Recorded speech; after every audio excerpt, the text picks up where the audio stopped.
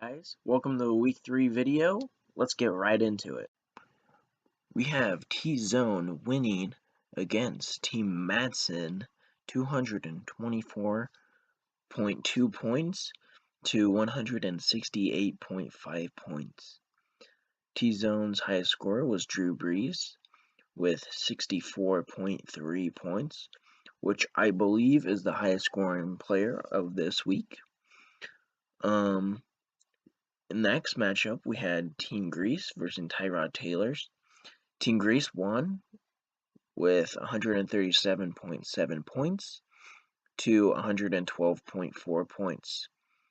Greece's highest scorer was Jared Goff with 46.3 points, and Tyrod Taylor's highest score was Alex Smith with 30.6 points. Next matchup, we have Team Super J losing to Team Putney. Team Putney had 200.8 points, and Super J had 172.4 points. Putney's highest score was Watson with 43.3 points, and Super J's highest score was Ben Roethlisberger with 40.7 points. Next matchup, we had Walls winning against Trevor the Truck. Walls had 128.3 points, while the Truck had 109.6 points. Wall's highest score was Flacco with 29.2 points, and the Truck's highest score was Michael Evans with 25.7 points.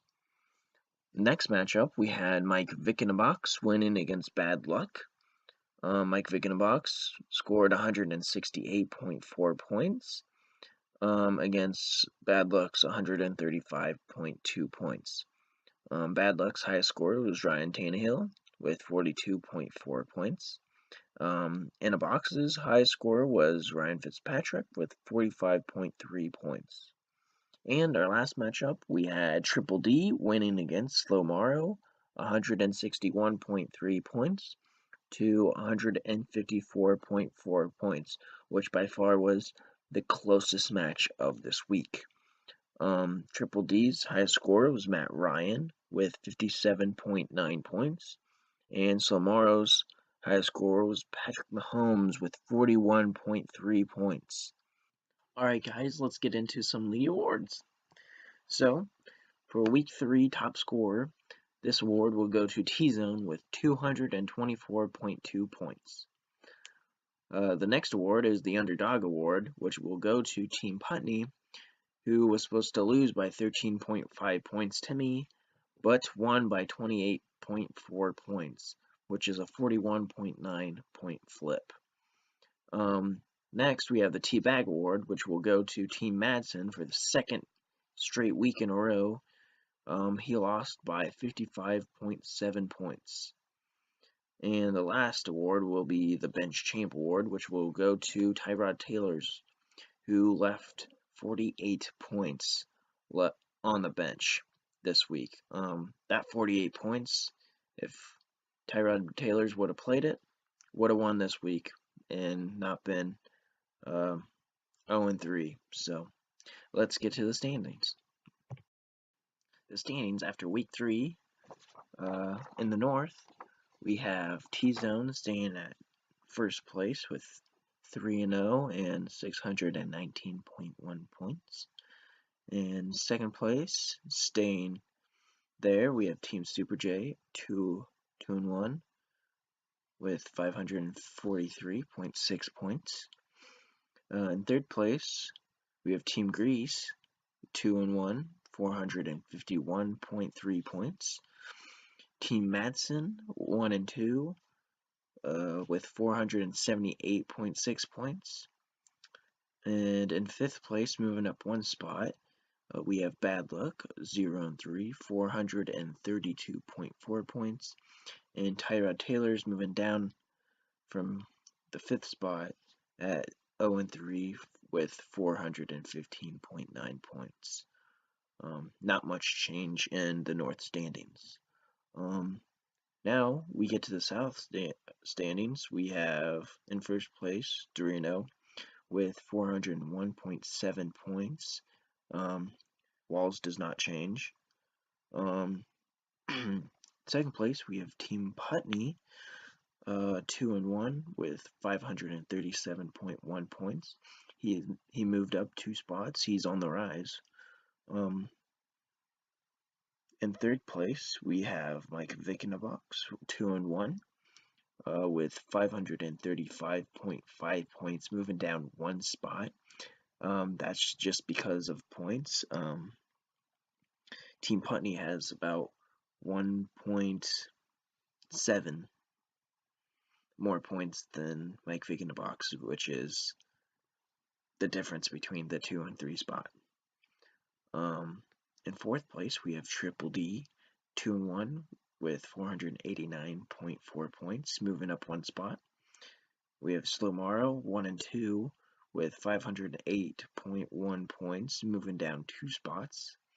And we have Trevor the Truck Thompson, 0-3 with 340.6 points, staying at the bottom. Now, let's move in if the playoffs started today. So in first place, we have T-Zone, didn't move. Second place, we have Walls, who didn't move from last week. In third place, we have Team Super J, who did not move from last week. In fourth place, we have Team Putney, who moved up 2 spots since last week. Mike Vickenbox moved down 1 spot. Yet again, that's because of the 1 point difference between Putney and Mike Vickenbox. Triple D moved up 1 spot to 6th place. In 7th place, we have Team Grease moving up 1 spot. And in 8th place, squeezing in there this week, we have Slowmaro moving down 3 spots. On the bubble, we have Team Madsen in 9th place, who did not move from last week. In 10th place, we have Bad Luck, actually moved up 1 spot. We have Tyrod Taylors, who moved down 1 spot to 11th. And staying at the bottom, we have Trevor the Truck. So, let's go with the week 4 predictions and matchups. Alright guys, so we got 2 matchups that are the same from last week, which will be Slowmaro versus Triple D again. Slowmaro lost against Triple D last week, but the predictions say that Slowmaro is supposed to win by 21.9 points this week. So, good luck. Next matchup, we have the Truck 0-3 versus Walls 3-0. This same matchup from last week too. Walls is supposed to win by 57.7 points. So that's a huge win. I don't think Truck's does not have a chance. Just put it that way. Sorry, Truck. Next matchup, we have Super J versus Tyrod Taylors. This is the same matchup as in week 1 for them both. Super J is 2-1. Tyrod Taylors is 0-3. Super J is predicted to win by 21.3 points. Our next matchup, we have Bad Luck versus Team Madsen. Bad Luck's 0-3, while Team Madsen is 1-2. Team Madsen is supposed to win by 5 points. But I'm going to be honest here, I could see Bad Luck having a good week here and winning his first game of the season against Team Madsen. So, good luck to you guys. Next, we have T-Zone, who is undefeated right now, versus Mike Vickenbox. Mike Vickenbox is supposed to win by 12.5 points, handing T-Zone his first loss of the season. Even though it's T-Zone's previous games were supposed to be pretty close, he blew out his opponents. So, who knows? T-Zone might still win this week and stay undefeated. But good luck to Mike Vickenbox trying to beat him down. Alright, so we got the last game. We have Team Grease 2-1 versus Team Putney 2-1. Team Putney is supposed to win by 25.2 points.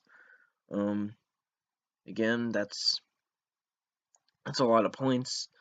Don't really think Team Greece has a chance, but who knows? Again, so good luck to you guys there. Let's move on to league news.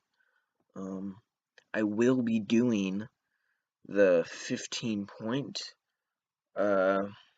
to people who don't have a second quarterback to play to fill that spot. I added it to Trevor, who only had one quarterback, and I mean he still lost, but it's a little plus, 15 points to those people, especially if you have a quarterback coming up with a bye. I will point out that AJ Putney, Team Putney, has 4 quarterbacks in his lineup, or not lineup, but he has 4 quarterbacks, 2 sitting on his bench. So for the people who don't have a quarterback, I would suggest making a good trade to Team Putney for one of his 4 quarterbacks. His 4 quarterbacks are doing pretty dang good. So yeah, that is it for week 3, and good luck to everybody in week 4, and go Big Red.